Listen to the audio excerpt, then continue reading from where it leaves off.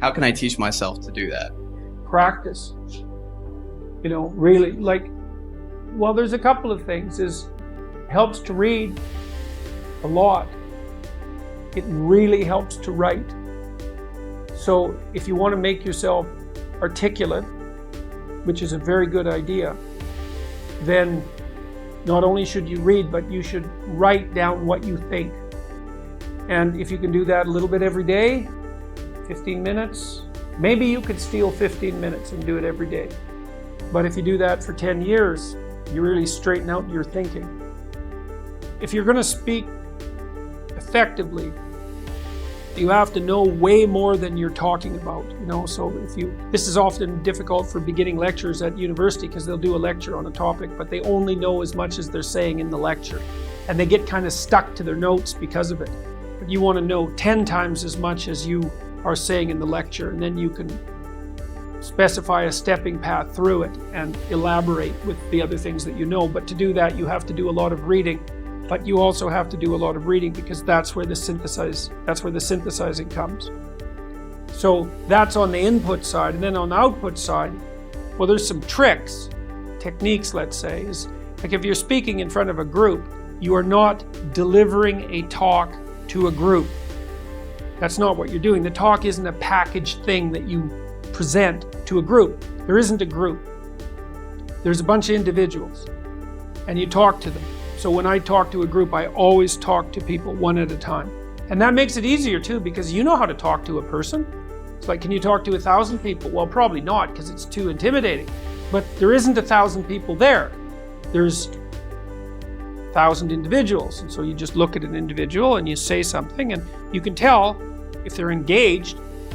They look confused, or they look interested, or they look angry, or they look bored, or maybe they're asleep, in which case you look at someone else. And they give you feedback about how you're doing. And so one thing is to have something to say, yeah, but the next thing is pay attention to who you're talking to.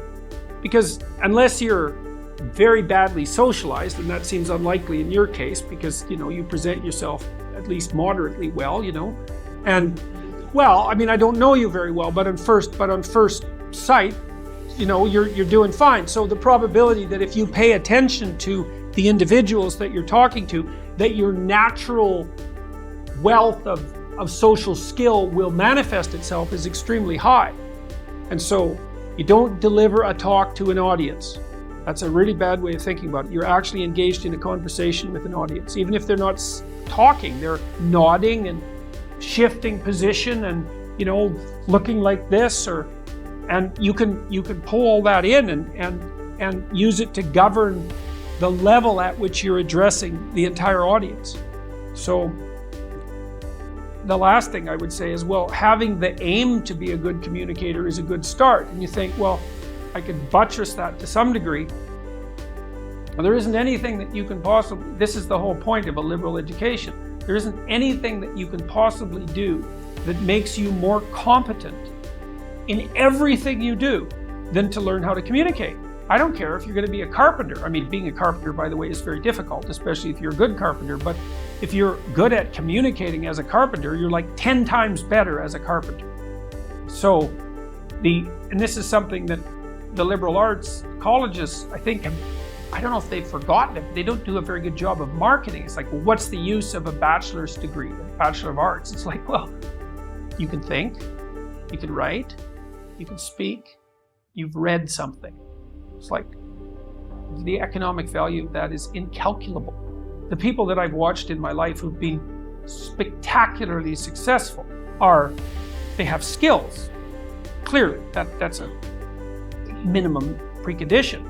But they're also very, very good at articulating themselves. And so whenever they negotiate, they're successful.